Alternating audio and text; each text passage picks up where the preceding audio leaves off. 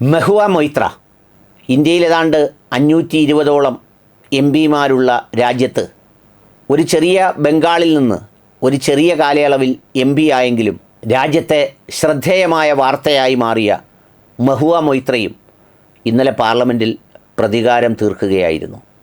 തന്നെ അടച്ചാക്ഷേപിച്ച് അടപടലം പിഴുതെറിഞ്ഞ് താൻ മത്സരിക്കുന്ന മണ്ഡലത്തിൽ മാത്രം 2 തവണ പ്രചരണത്തിനെത്തി പ്രധാനമന്ത്രി തന്നെ തോൽപ്പിക്കാൻ ശ്രമിച്ചിട്ടും തിരിച്ചു വന്ന അവർ, സാധാരണ നമ്മൾ പറയുന്നത് പോലെ ആനപ്പക പെൺപകയ്ക്ക് തുല്യമാണ് എന്നൊക്കെ പറയുന്ന ചില ആലങ്കാരിക പ്രയോഗങ്ങൾ പോലെ അവർ കഴിഞ്ഞ ദിവസം പാർലമെൻറ്റിൽ തിമിർത്താടുകയായിരുന്നു.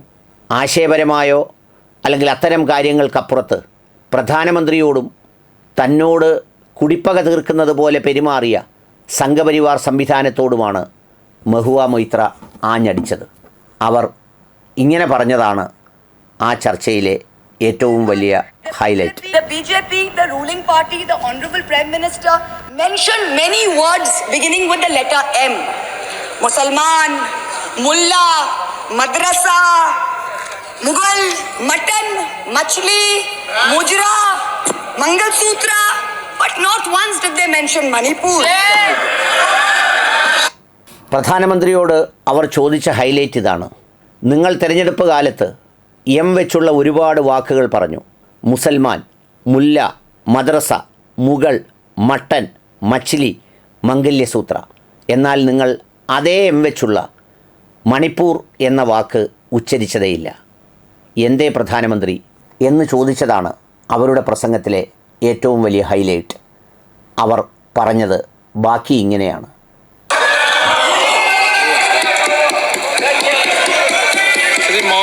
Shrimati Mehua Moitra. Thank you. Honorable Speaker Sir, my esteemed colleagues in the 18th Lok Sabha, I stand here on behalf of my party.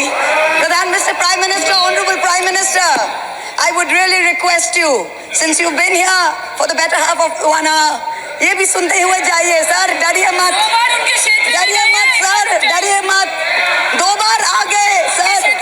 You came to my area twice during the campaign sir. आज तो सुन के जाइए sir. Never mind, my bad luck. Honorable Speaker sir, Rahul. Honorable Speaker sir, my esteemed colleagues in this newly constituted 18th Lok Sabha, I stand here on behalf of my party, the All India Trinamool Congress. कोई बात नहीं, वो मेरे LOP है, वो already मुझे सुन चुके हैं, वो मेरे LOP है. Honorable Speaker sir, my esteemed colleagues in this 18th Lok Sabha, I stand here on behalf of my party, the All India Trinamool Congress, to speak on the Honorable President's address. The last time I stood here, sir, I was not allowed to speak. आप लोगों ने let me finish. Dimple, let me finish. Guys, ignore. Let me finish. And जिसको जाना है, please जाइए, no problem. The last time I stood here, I was not allowed to speak. But the ruling party has paid a very heavy price for throttling the voice of one MP. मुझे बैठाने का चक्कर में जनता ने आपके 63 सदस्यों 63 जन को परमानेंटली बैठा दिया. ഞാൻ അവസാനമായി ഈ പാർലമെൻറ്റിൽ സംസാരിക്കാൻ എഴുന്നേറ്റ് നിൽക്കുമ്പോൾ എന്നെ നിശബ്ദമാക്കാനാണ് നിങ്ങൾ ശ്രമിച്ചത്, ഒറ്റ എം പിയെ. പക്ഷേ നിങ്ങൾക്കതിന് വിധി കരുതി വച്ചിരുന്നത്, ജനവിധി കരുതിയത് മറിച്ച് മറ്റൊരു രീതിയിലായിരുന്നു. ആ ഒരു ശബ്ദത്തെ നിശ്ചലമാക്കാൻ നിങ്ങൾ ശ്രമിച്ചപ്പോൾ പകരം നിങ്ങൾക്ക് നിശ്ചലമായത് 63 എം പിമാരുടെ ശബ്ദമാണ്. അങ്ങനെയാണ് നിങ്ങൾ 303 നിന്ന് താഴേക്ക് വന്നത്. You have gone down from 303 to 240. In my maiden speech in the Lok Sabha in June 2019, I spoke on the 7 signs of fascism that were taking over this country. 5 years to the date, on June 27, 2024, this House saw the unprecedented scene of the marshals welcoming the President of India, the Honorable President, with a Sengol in their hand. The Sengol is a is a symbol of the supreme authority of a monarch. It has no place in the temple of a constitutional democracy. But Honorable Speaker, sir, it is understandable why this happened, because the BJP has still not understood that their 303 brute majority, their Raj Tantra, has been reduced to a 240-seat minority by the Lok Tantra.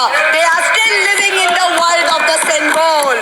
2019 ജൂണിൽ ആദ്യമായി ഞാൻ പാർലമെൻറ്റിൽ സംസാരിക്കാൻ എഴുന്നേറ്റ് നിന്നപ്പോൾ ഇന്ത്യയിലെ ഫാസിസത്തിൻ്റെ 7 ലക്ഷണങ്ങൾ എണ്ണി പറഞ്ഞിരുന്നു. 2024 ജൂണിൽ ഞാനിവിടെ സംസാരിക്കാൻ നിൽക്കുമ്പോൾ ഈ പാർലമെൻറ്റിലേക്ക് പ്രസിഡൻറ്റിനെ വെൽക്കം ചെയ്യാനായി സ്പീക്കറും അതുപോലെ തന്നെ ബാക്കിയുള്ളവരും എത്തുമ്പോൾ അതിനേക്കാൾ മുന്നേ പാർലമെൻറ്റിലേക്ക് കടന്നു വന്നത് ഒരു ചെങ്കോലാണ്. ചെങ്കോൽ ഒരു ഏകാധിപത്യത്തിൻ്റെ അടയാളമാണ്. ഒരു ഭരണഘടനാ ശ്രീകോവിലായ പാർലമെൻറ്റിൽ ചെങ്കോലിന് യാതൊരു പ്രസക്തിയുമില്ല. പക്ഷേ അവരെന്തുകൊണ്ട് ആ ചെങ്കോൽ വീണ്ടും വെക്കുന്നു എന്ന് ചോദിച്ചാൽ 2019 303 എന്ന് പറയുന്ന മൃഗീയമായ ഭൂരിപക്ഷത്തിൽ നിന്നും 2024 ആയപ്പോഴേക്കും 240 എന്ന ന്യൂനപക്ഷ സർക്കാരിലേക്ക് എത്തിയതിൻ്റെ യാഥാർത്ഥ്യം അവർക്ക് മനസ്സിലാകാതെ ഇപ്പോഴും ചെങ്കോലിന് ചുറ്റും വട്ടം തിരിയുകയാണ്. This sudden change reality, this new reality is yet to sink in for the treasury benches and especially for the speech writers of the Honorable President's address.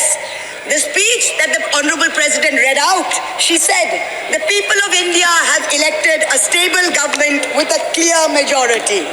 Please do not embarrass the office of the President by using poorly edited cut and paste versions of old speeches.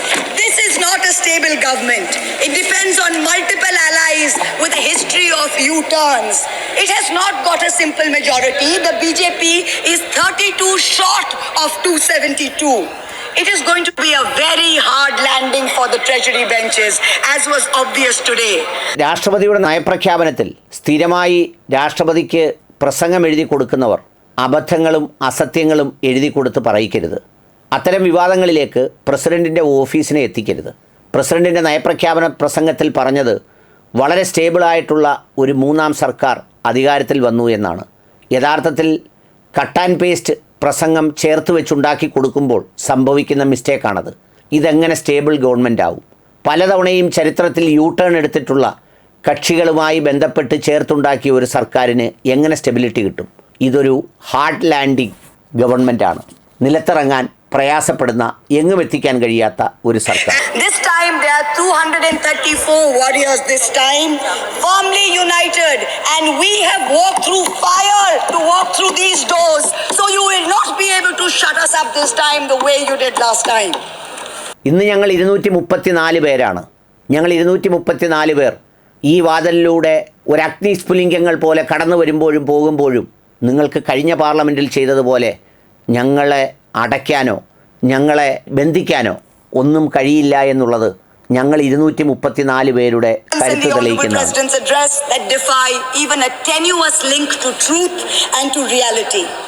Like in my 2019 maiden speech when I spoke in 7 signs, today I have picked out 6 themes from the Honorable President's address, and I will analyze how each of them is an exercise in fallacy and exercise in untruth. The address covers many issues, but I have chosen 6 themes. ഞാൻ 2019 ഫാസിസത്തിൻ്റെ 7 ലക്ഷണങ്ങളാണ് പറഞ്ഞതെങ്കിൽ ഇന്ന് രാഷ്ട്രപതി നടത്തിയ നയപ്രഖ്യാപനത്തിൽ പല വിഷയങ്ങളും സൂചിപ്പിച്ചിട്ടുണ്ടെങ്കിലും അതിലെ 6 തീമുകൾ അതിനെക്കുറിച്ച് പറയാനാണ് ഞാൻ ആഗ്രഹിക്കുന്നത് എന്ന് പറഞ്ഞ് അവരതിലേക്ക് കടക്കുകയായിരുന്നു. The Northeast. The Honorable President's address says that the government has increased allocation for the Northeast by 4 times, has worked for increased and lasting peace in the area. Now, I have one question. Why is the word Manipur nowhere in the speech? Why do we refer to the generic Northeast?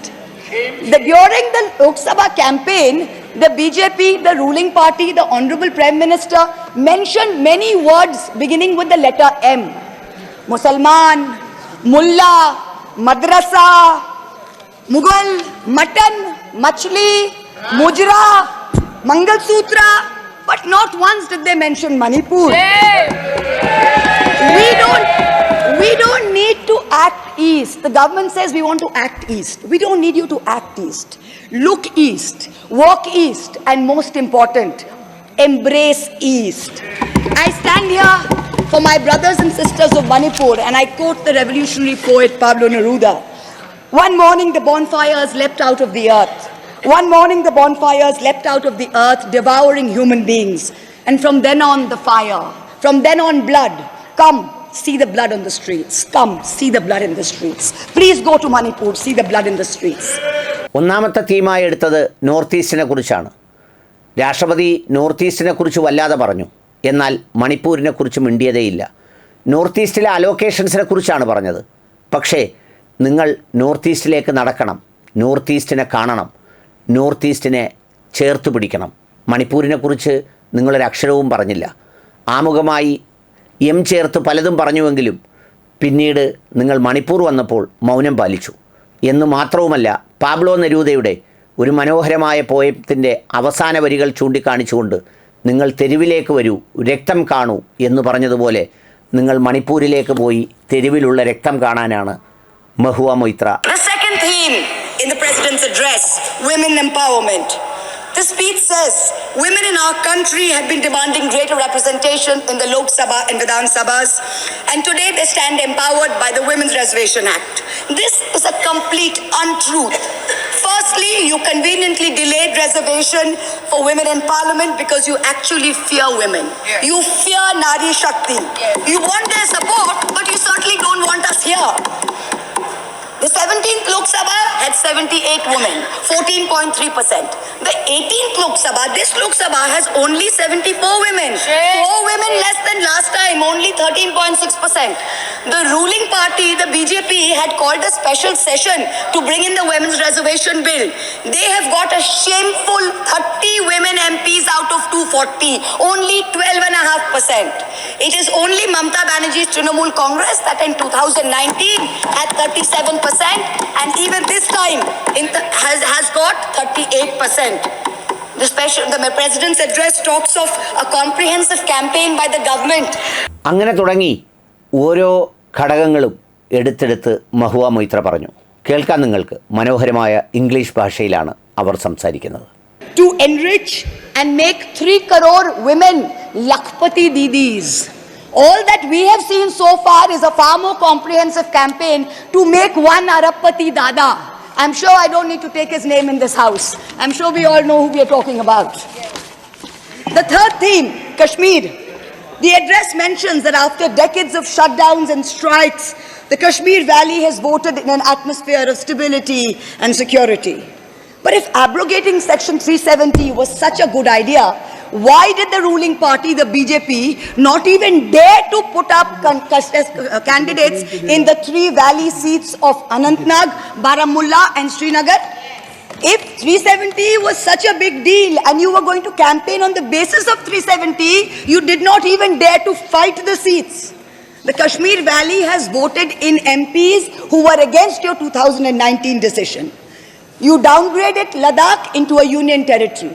You told them it was a temporary move. Today, 5 years later, the Ladakhis are still waiting. They have not got back their statehood. You have not given them a legislature. You have not included them in the 6th schedule. You have not given their demand of 2 separate seats of Leh and Kargil. As a result, in the current Lok Sabha, the Ladakhis have relegated you to 3rd position in the Lok Sabha. You lost it. The fourth theme in the Honorable President's address, the Election Commission of India. The speech expresses gratitude to the ECI for conducting the largest election in the world. With all humility, with no intent to denigrate the office of what used to be the august constitutional body of this land, let us as members of this opposition put on record that we won in spite of the EC, not because of it. The commissioners chosen by a government-dominated panel in willful disobedience of the Supreme Court turned a deaf ear to the most egregious violations of the Model Code of Conduct by the ruling party, by the Honorable Prime Minister with his hate-filled speeches and his divisive religion-based rhetoric.